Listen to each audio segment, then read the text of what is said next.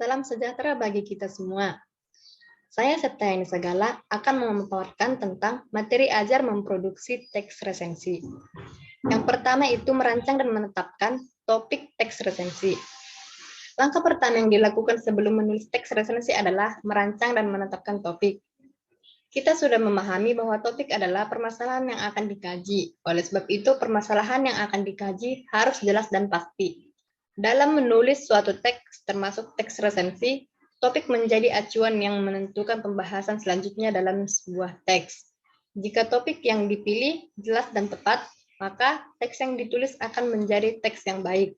Begitu juga sebaliknya, jika topik yang dipilih tidak jelas dan rancu, maka teks yang akan ditulis menjadi mengambang karena tidak memiliki pembahasan yang spesifik.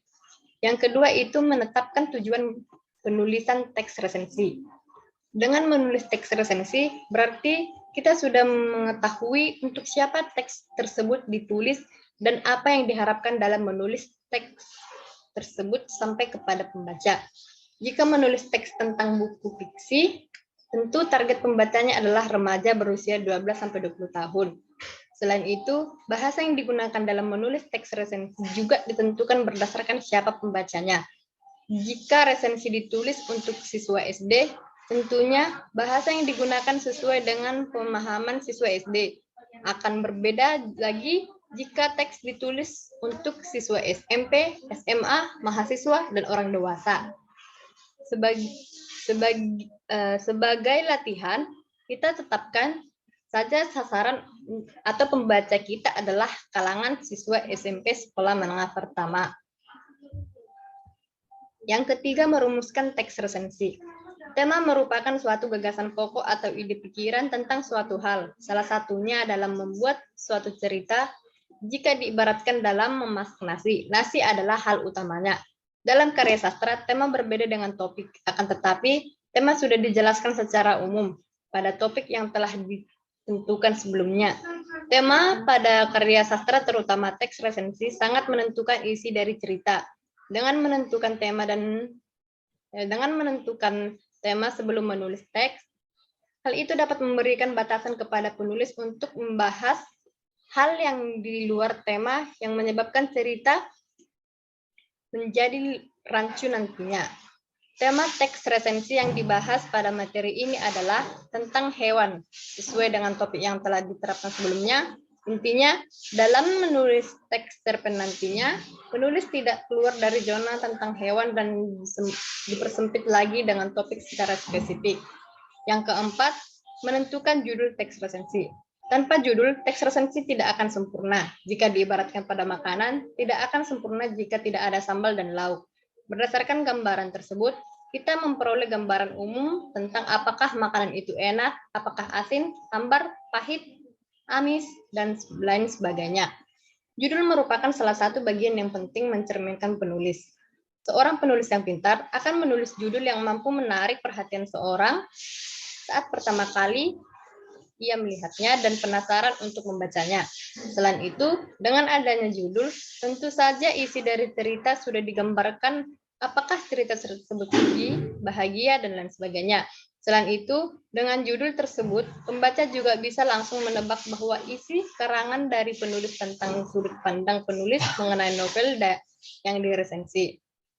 Yang kelima itu menyusun kerangka teks resensi. Kerangka teks ditentukan oleh 5 hal. Yang pertama, hal-hal yang sudah dibicarakan, yaitu kejelasan topik, kejelasan tujuan, kejelasan tema, dan kejelasan judul.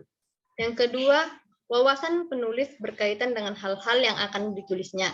Semakin luas wawasan penulis, semakin baik dan komplit kerangka yang disusunnya. Yang ketiga, keterampilan menulis.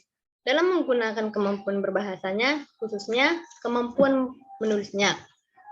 Yang keempat, itu ada penguasaan atau termasuk pemahaman. Struktur teks sesuai dengan jenis teks, dalam hal ini teks resensi. Yang kelima, tentu saja berkaitan dengan porsi waktu yang tersedia untuk menulis, termasuk instruksi dari guru. Misalnya, guru menginstruksikan Tulis teks resensi minimal 1 halaman kertas folio. Berarti kita dapat mengembangkan tulisan kita menjadi 1 sampai 2 dan 3 halaman. Selanjutnya itu yang keenam, mengembangkan kerangka menjadi teks resensi. Saya berikan contoh, yaitu judulnya Kuala Kumal, pengarang Raditya Dika, tanggal terbit Jakarta 17 Januari 2015. Cetakan kedua, penerbit Gagasan Media, harga 59.500. Tebal halaman 247, halaman banyak, bab 13. Bisa saya simpulkan kelebihan novel Kuala Kumal ditinjau dari segi penyimpanan.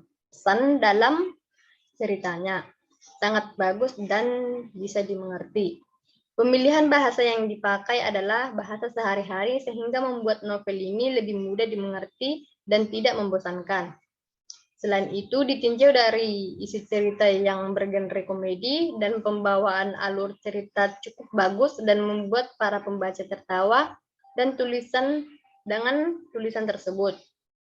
Selain mengajak para pembaca untuk melupakan orang yang pernah menyakiti hati kita, ada banyak tata penyemangat dan motivasi dalam setiap babnya. Pokoknya, rekomendasi banget untuk kita yang sedang merasakan sakit hati.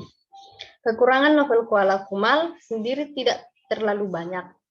Seperti novel karangan Raditya, yang lainnya ada saja bahasa yang vulgar dan bahasa-bahasa gaul yang membuat para pembaca terkadang kurang mengerti secara pasti mengetahui arti dari kata tersebut.